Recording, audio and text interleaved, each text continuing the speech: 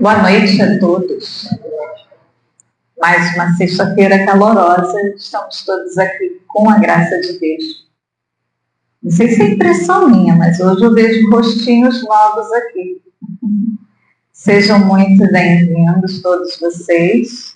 Sintam-se assim bem abraçados pela espiritualidade da nossa casa. Aqueles que estão chegando hoje pela primeira vez e os que já nos acompanham aqui nessa sexta-feira. Isso é muito bom, né?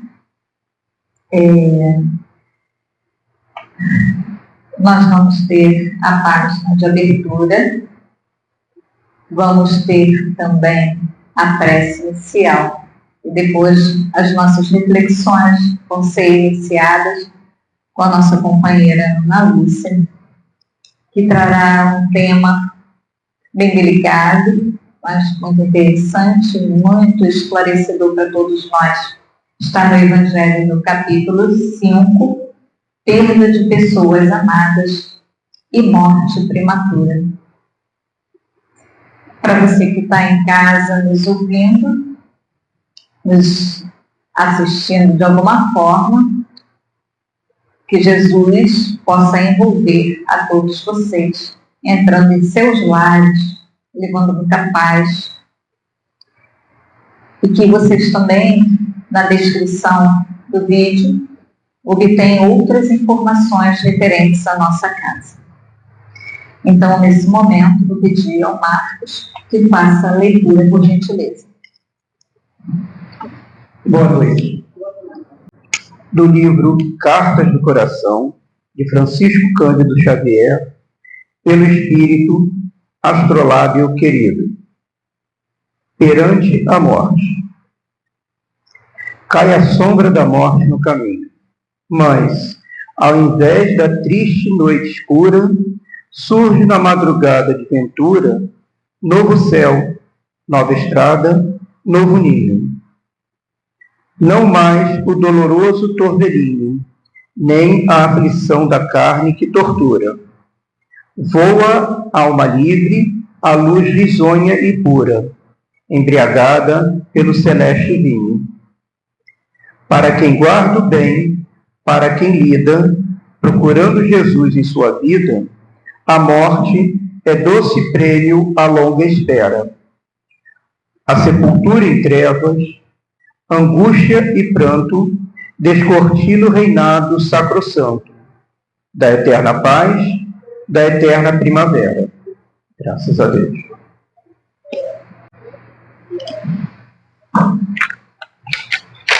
Graças a Deus. Graças a Deus chegamos até aqui.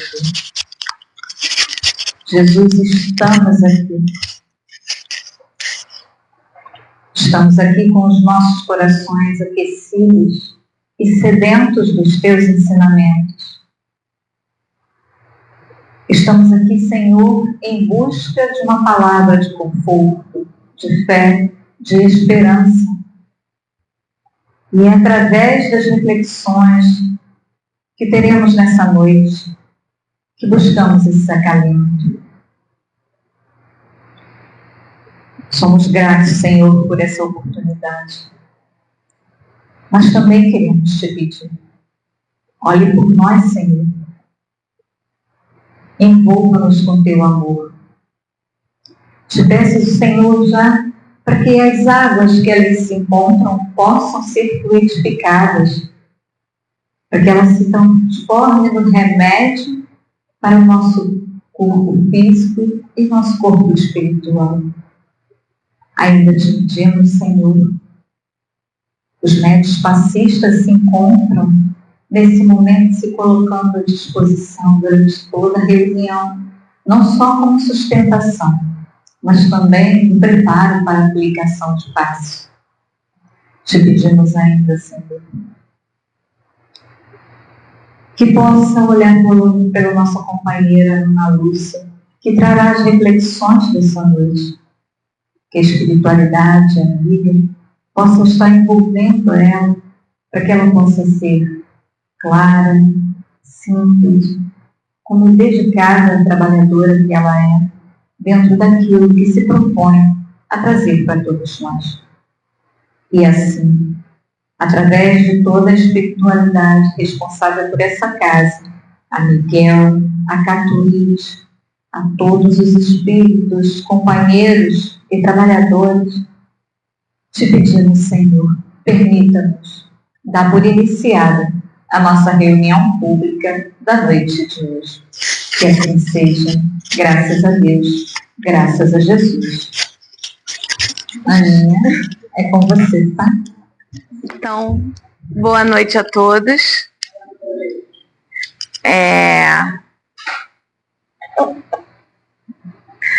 Como a Kátia falou, a gente vai dar continuidade ao capítulo 5, Bem-aventurados os aflitos.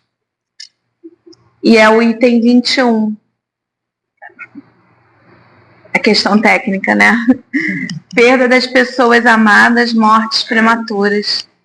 E essa mensagem do Evangelho, ela é ditada por Sansão, que é antigo membro da Sociedade Espírita de Paris, em 1863. E a gente, como a Kátia até usou o termo certo, né? É um tema muito delicado para a gente, que toca a fundo, que muitas vezes é um tema que nos desequilibra. Quando a gente vê, né, perda dos nossos entes queridos, dos nossos amados, e também quando a gente vê, né,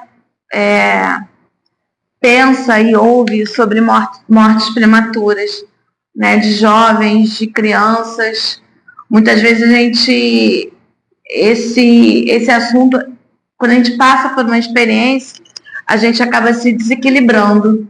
E muitas vezes a gente acaba até ficando de mal com Deus, não é verdade? A gente fica se perguntando por quê? Por que isso aconteceu comigo? Por isso que isso aconteceu na minha casa?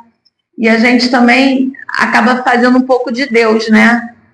Porque a gente acha que a gente tem o direito, não foi justo, né? A outra pessoa deveria ter ido, a outra pessoa é cheia de erro. E muitas vezes até a gente pensa, né? Aquela velha frase, vaso ruim não quebra, não é verdade? Se tivesse sido, né? Não foi porque o outro é ruim. Ou então, se fosse um homem de bem, teria morrido. Isso até por acaso é o assunto do próximo item do Evangelho. Como a gente escorrega feio quando a gente passa por essa experiência. E a mensagem de Sansão que ele traz para a gente do Evangelho é muito mais que uma consolação. Ele dá um belo puxão de orelha, tá?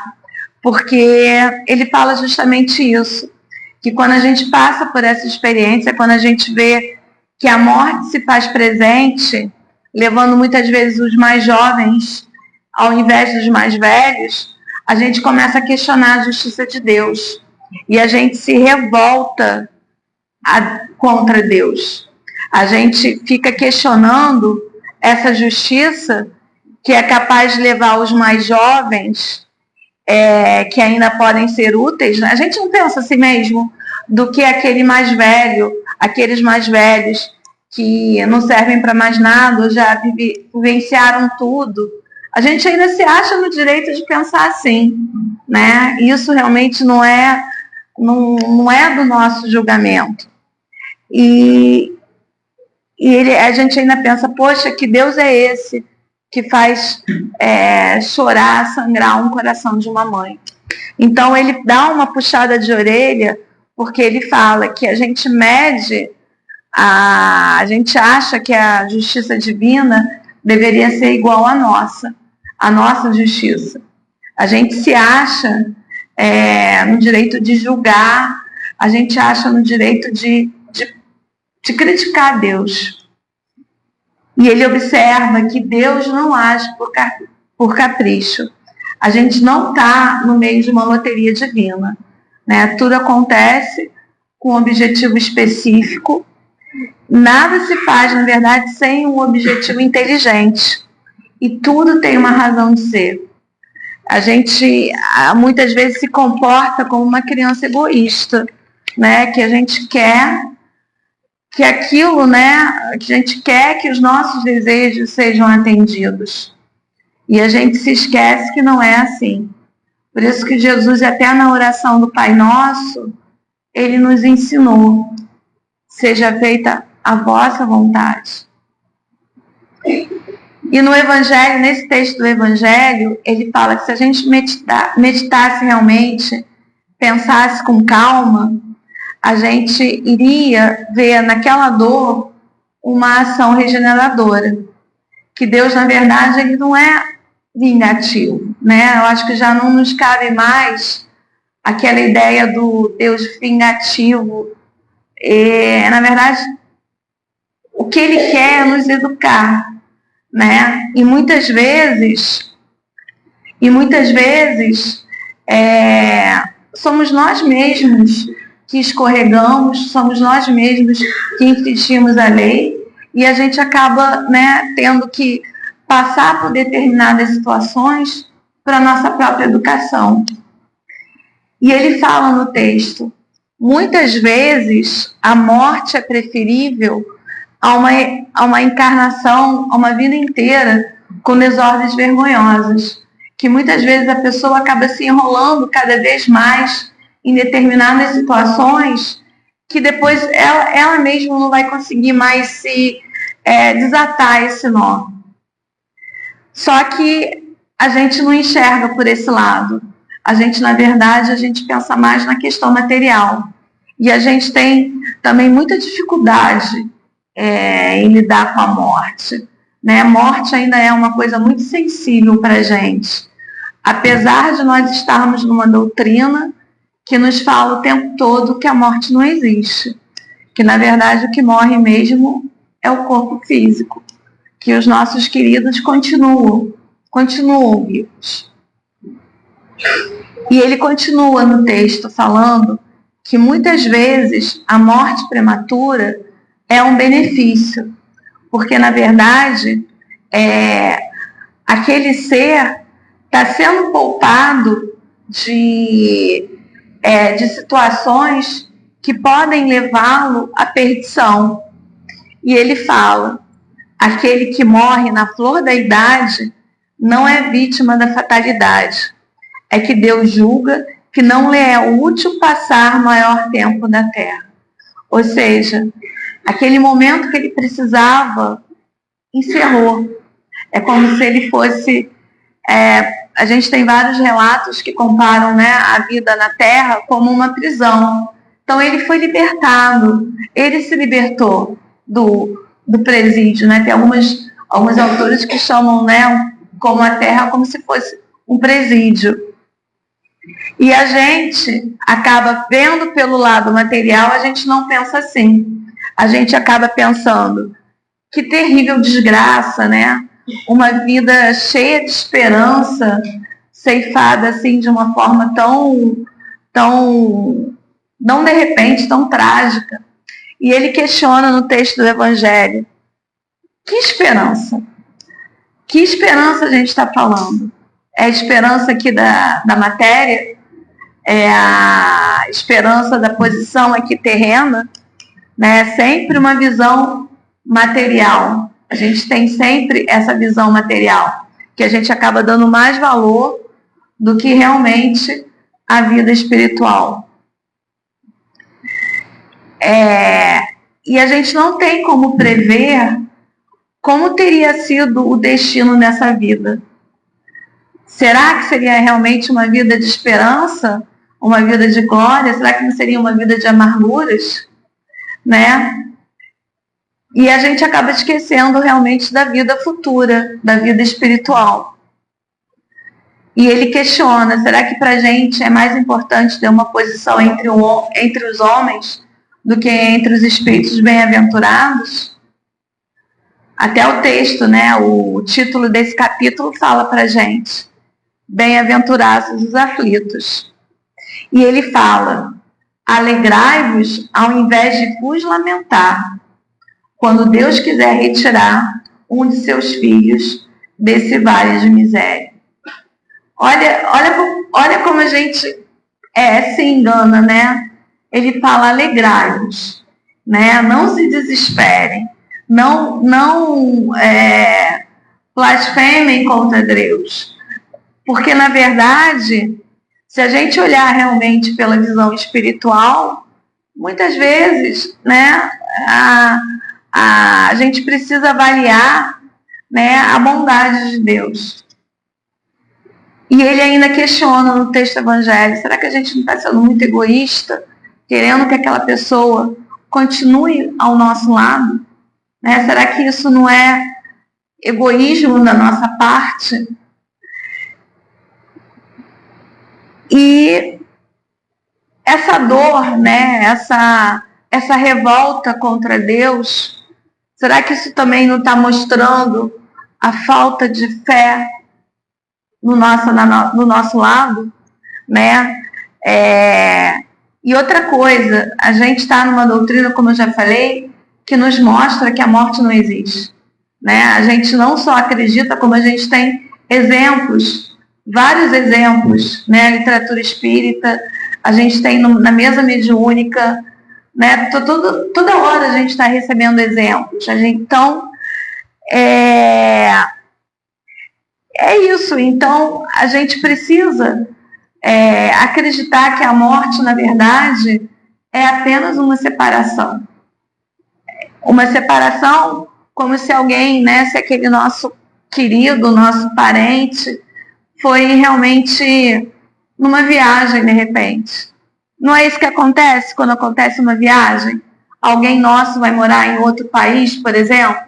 A gente perde o contato físico, mas a gente continua, ainda mais hoje em dia, com a internet, a gente continua tendo contato com aquela pessoa. Minha filha, por exemplo, ela tem uma amiga dela, muito amiga dela, que agora está morando na Dinamarca. Mas nem por isso essa distância física está afastando ela. Elas continuam, né, tendo contato, elas continuam conversando, trocando convivências. E é isso que acontece também. A gente pode fazer essa comparação. Mas, nesse caso, os nossos queridos, a gente se une a eles pelo pensamento. Nós continuamos ligados a eles pelos nossos pensamentos. Então, se o nosso pensamento for um pensamento de dor, um pensamento de desespero, um pensamento de pensar mal de Deus, isso vai acabar desequilibrando eles também. A gente sabe que todo desencarne acaba acontecendo isso, né? Aquele espírito, ele passa um período até para ele se achar, seria a palavra, né? Um período meio de transição, até ele entender o que está acontecendo com ele.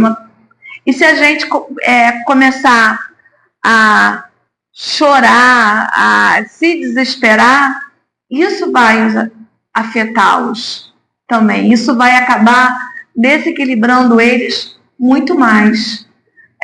Quantos relatos a gente tem, né, na mesa mediúnica de muitos irmãos que vêm e muitas vezes em desespero, porque na verdade eles entendem a situação deles, mas eles estão desequilibrados, porque aqueles que ficaram estão o tempo todo em desespero, e isso acaba desequilibrando eles.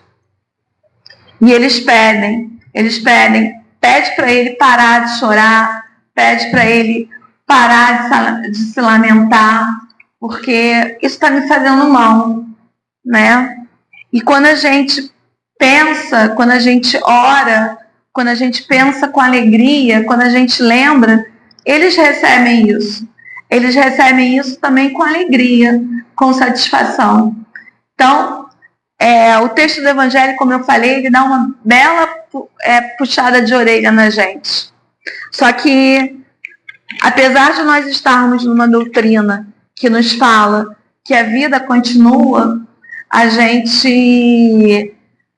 quando a gente passa por essa prova, a gente se desequilibra. E muitas vezes a gente acaba julgando o outro, né? A gente acha estranho, muitas vezes, quando uma pessoa parece que fica calma. Na verdade, a gente às vezes comenta, que coisa estranha, ele tá calmo, fulaninho tá calmo, né? Era para fulaninho estar desesperado. Isso mexe com a gente, né? Parece que até para a gente lidar com luto, a gente precisa seguir determinadas obrigações, uma delas seja chorar. E para a gente que é espírita, isso eu acho que acaba sendo muito mais sério, porque a gente está no meio dessa doutrina que nos fala o tempo todo: a morte não existe. E nós precisamos sempre nos resignar. Eu acho que o verbo certo é esse, com relação à vontade de Deus.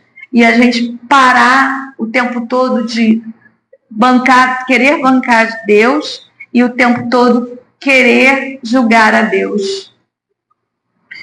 Eu sempre conto aqui, quem já tem contato comigo há mais tempo, eu tive essa experiência quando a minha avó desencarnou. Ela passou por um período muito complicado, foi entra e sai de hospital.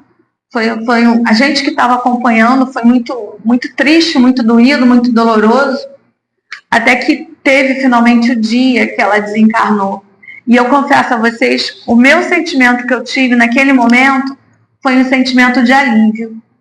E muitas pessoas, até da minha família mesmo, me criticaram. Como assim você teve uma questão de alívio?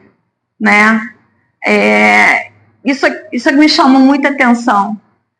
Eu tive alívio porque, pelo menos naquele momento, aquela dor, aquela situação cessou.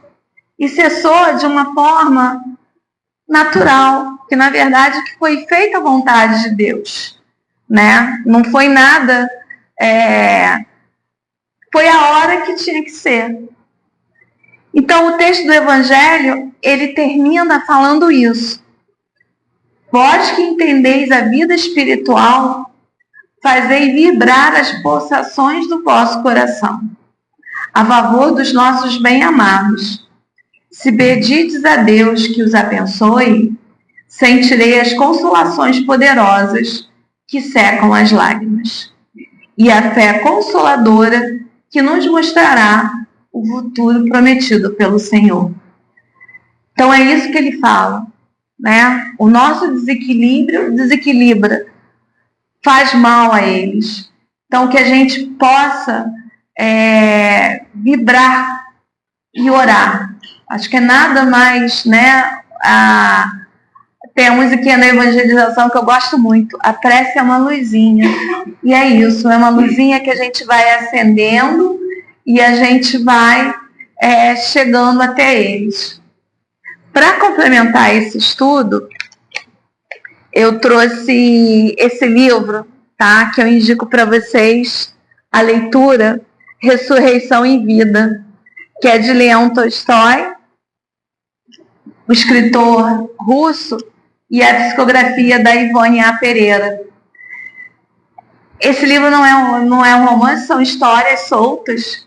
E uma dessas histórias é uma história que realmente, quando eu li, me marcou muito, porque fala sobre isso, né? Perda de pessoas amadas.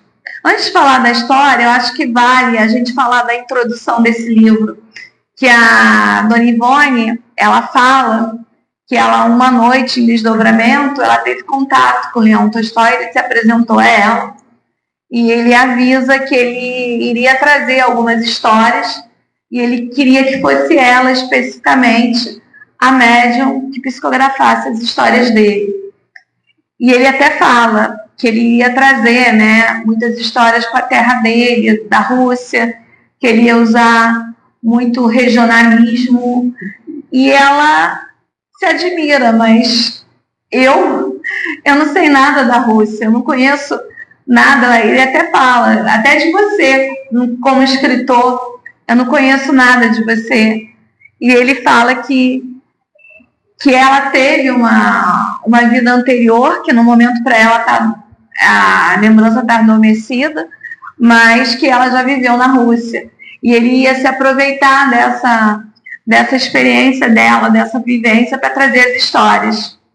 Aí ele acaba, nessa mesma noite, eles acabam visitando a Rússia, eles acabam, né, passeando pelos lugares, e ela passa por essa experiência, até para fazê-la relembrar. E 6 meses depois desse encontro, ele começa a trazer a primeira história. E por acaso é essa história que eu quero falar para vocês hoje, que ela se chama O Sonho de Rafaela. Só que aqui no livro, eles colocaram, por uma questão da edição, como a capítulo 3. Mas foi, na verdade, a primeira história que ele trouxe para ela. O Sonho de Rafaela começa assim, Leon Tolstói fala que ele estava, em um dado momento, visitando uma aldeia Rússia. É uma aldeia bem simples, né, com camponeses bastante humildes, praticando aquela agricultura para eles mesmos. Tudo muito simples, tudo muito pobre. Ele começa a visitar, e num dado momento, 3 camponesas chamam a atenção dele. E ele resolve parar. Elas estavam conversando, e ele resolve parar para prestar atenção na conversa delas. Uma delas era a Rafaela, e a Rafaela tinha perdido a filha de 3 anos, meses antes. E ela estava muito triste, ela estava muito devastada, aquilo acabou com ela, né? Ela só chorava, enfim, ela fala que ela tinha perdido a fé dela, que Deus é esse, que levou, né, a bebezinha dela assim, de uma forma tão de repente. E ela fala para as outras camponesas que ela tinha tido um sonho naquela noite.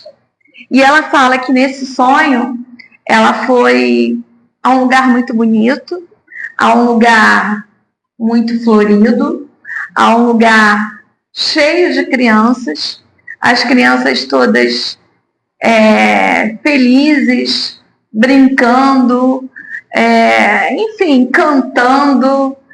E ela fica ansiosa para ver a filha, e ela não acha a filha dela no primeiro momento. Isso deixa até um pouco... Mas como assim? Cadê a minha filha, né? A gente, quem é o pai, não gosta de ver o filho brincando, se divertindo. E ela começa a procurar pela filha, até que ela acha a Ada num canto, triste e molhada. Isso chama a atenção dela. Molhada, toda molhada. E ela chega para a filha e ela pergunta: por que você está assim, né? Toda molhada. E a filha responde: eu estou assim, mamãe, por sua causa. E a Rafaela leva esse choque: como assim por minha causa? E a filha fala...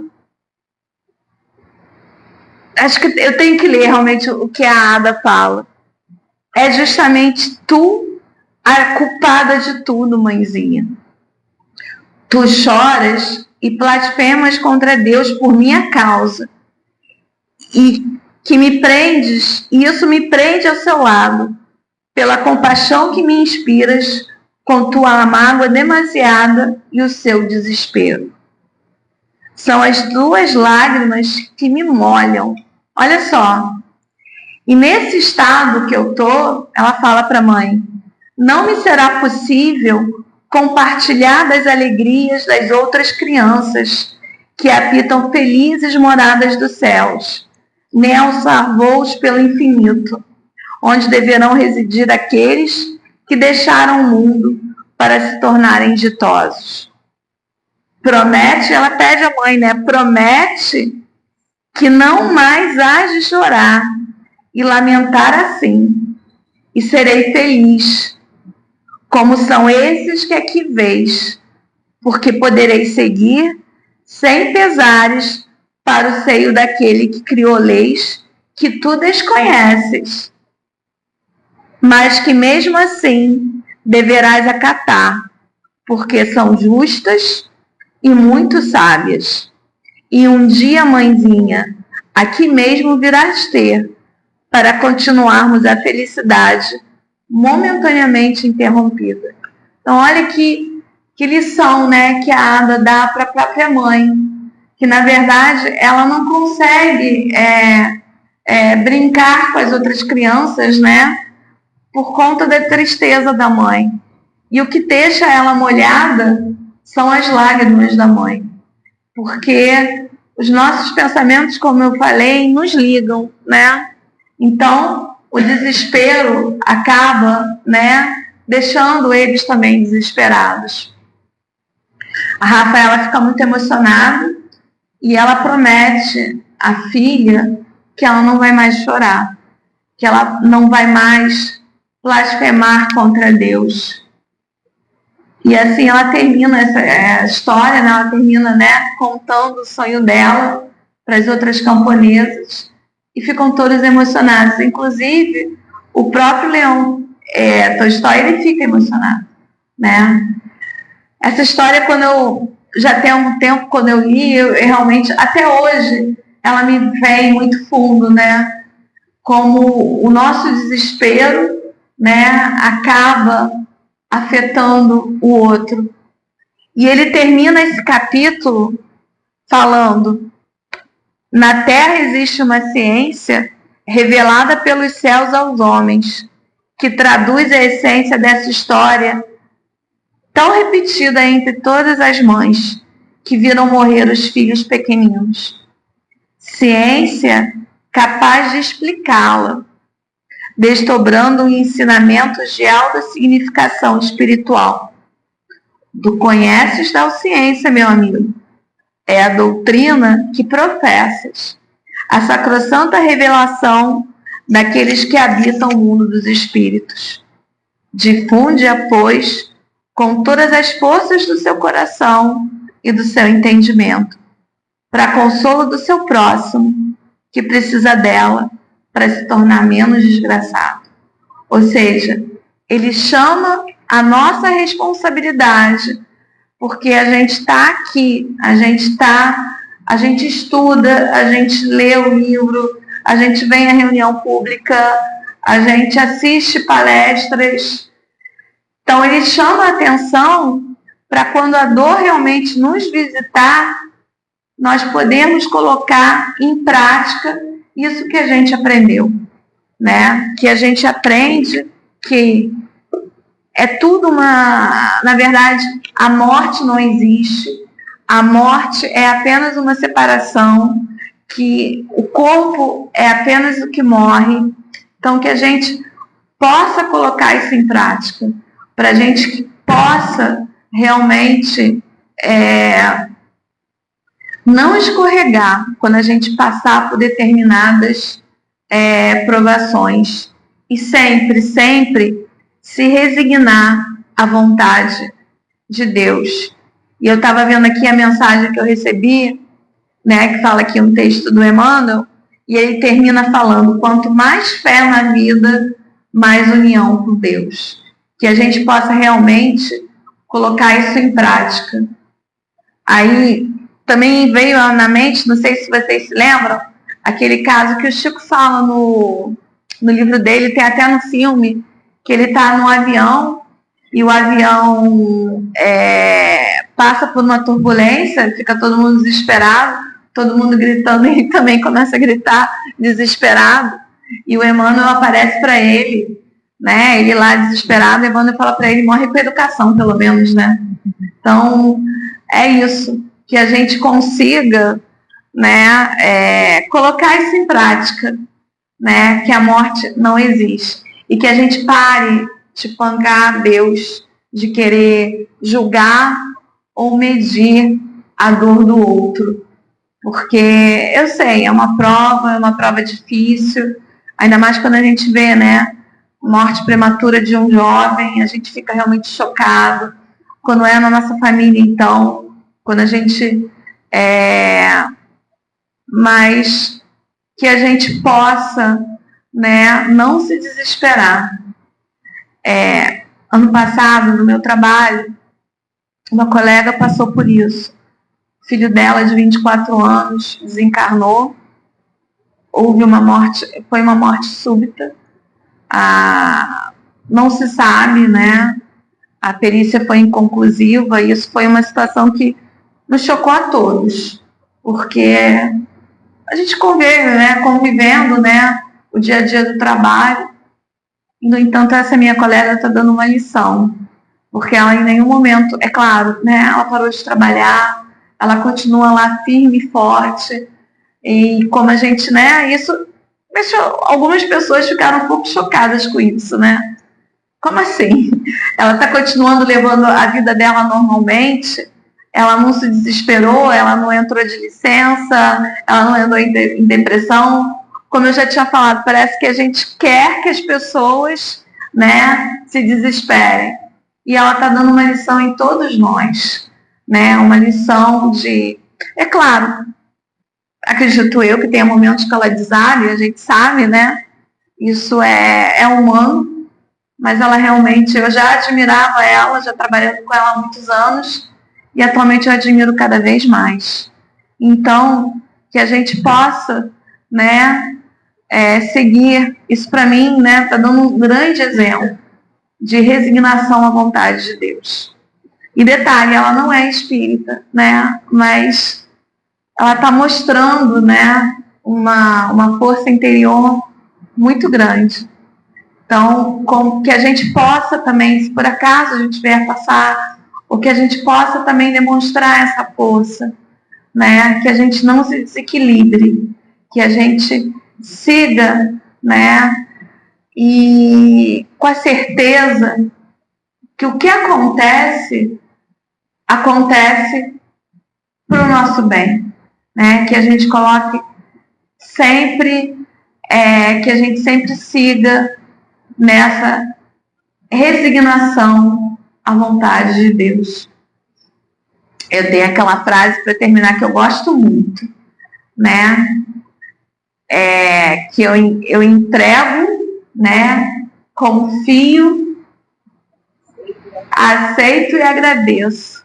Eu acho que isso é muito forte. Eu aceito, porque muitas vezes não é o que a gente gostaria que acontecesse, mas a gente precisa aceitar, porque naquele momento é o que é necessário para a gente, é o necessário para o nosso aprendizado, né? A gente não está aqui para ser punido, Deus não nos pune, e nós não estamos no meio de uma loteria divina, né? Tudo que acontece por um motivo. Enfim, era isso que eu queria passar para vocês na noite de hoje. Eu poderia complementar ou acrescentar bastante coisa, talvez, mas eu acho que tudo que você nos trouxe foi bem claro. Você trouxe de uma forma assim, bem tranquila, né? E uma das palavras que mais ficou assim batendo foi a resignação. Até porque nós já falamos sobre resignação. É sofrer, mas saber por que está sofrendo. E compreender, né? Como você falou, Deus nos poupa de outras dores. Então, por isso, muitas das vezes acontecem esses desligamentos, né? Essas rupturas que a gente não estava esperando. É claro que dói, a gente sofre, sente, porque somos humanos e isso é natural. Porém, é necessário. O tempo, quando você falou também da questão da fé, né? Quando a gente tem fé, a gente consegue compreender que vamos passar por isso, que ainda vai levar um tempo, mas a gente consegue. E isso é muito acalentador, né? Então, Aninha, eu te agradeço muito.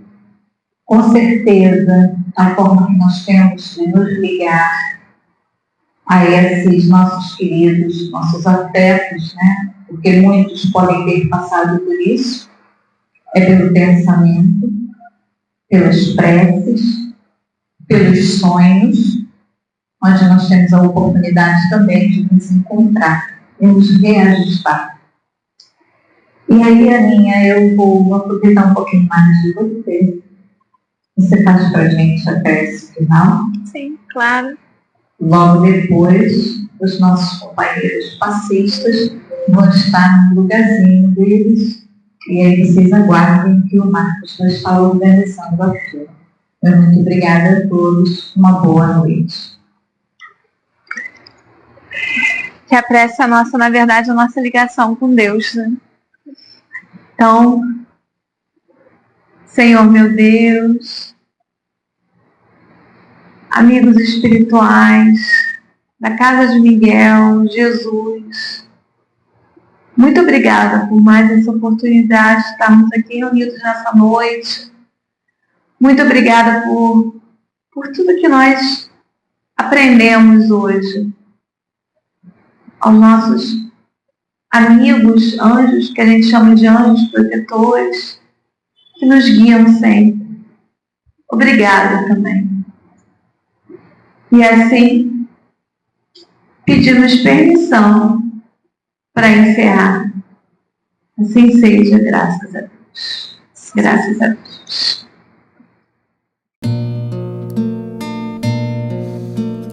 Doce é sentir em meu coração, humildemente vai nascendo amor.